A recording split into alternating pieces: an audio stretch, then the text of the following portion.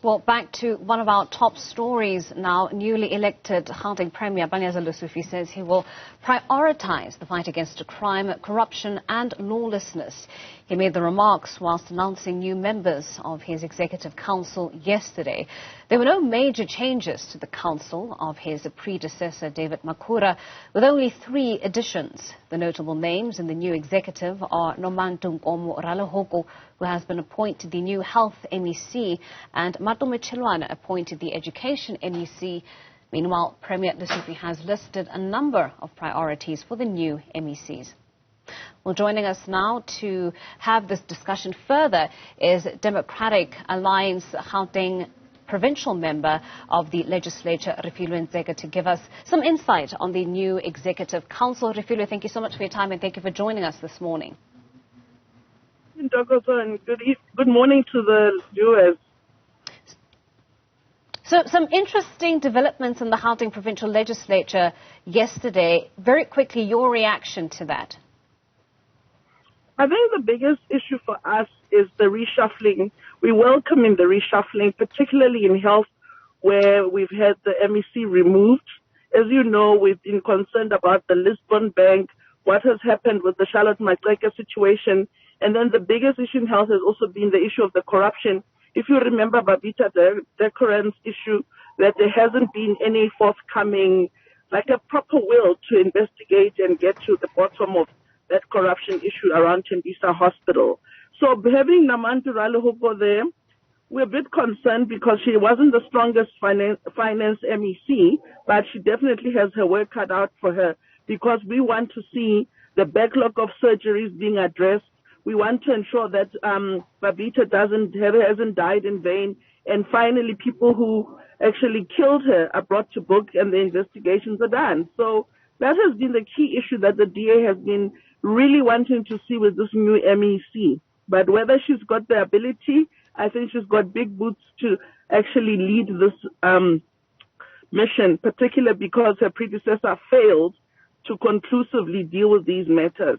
And health is the second biggest budget in the province with education. So we are really concerned about her appointment, but we want to see what's going to happen. Right. I mean, talking about issues of corruption within the Gauteng Health Department, the Premier Lesufi has already come out to say that he intends to, root out corruption. He says nobody in his government will be beyond reproach. He's promised to have no holy cows.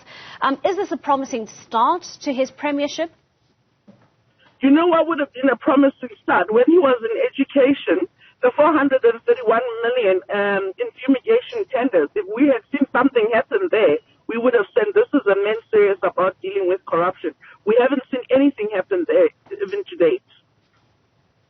All right, so we have a number All right, we have a number of other individuals who didn't make the cut this time round. Park Stow, any thoughts on that particular decision to exclude him from the Executive Council?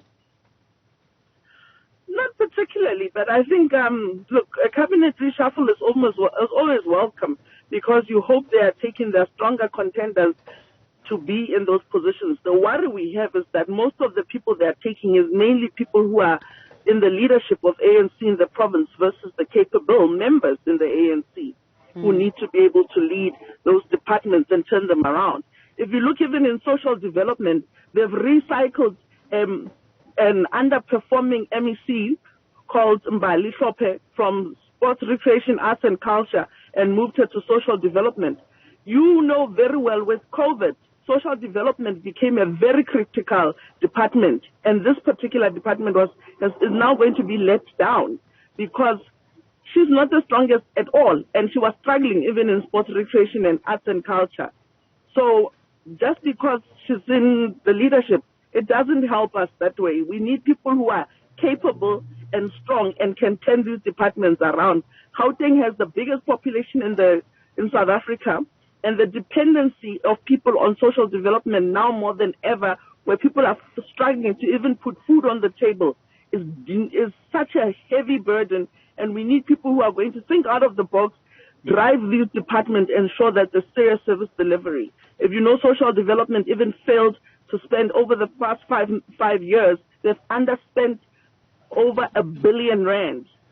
In the position of, safety and security, we have Mayor Faith Mazibuko seemingly retaining her position there, moving from community safety. We know the issues around crime and safety in Gauteng are very topical right now.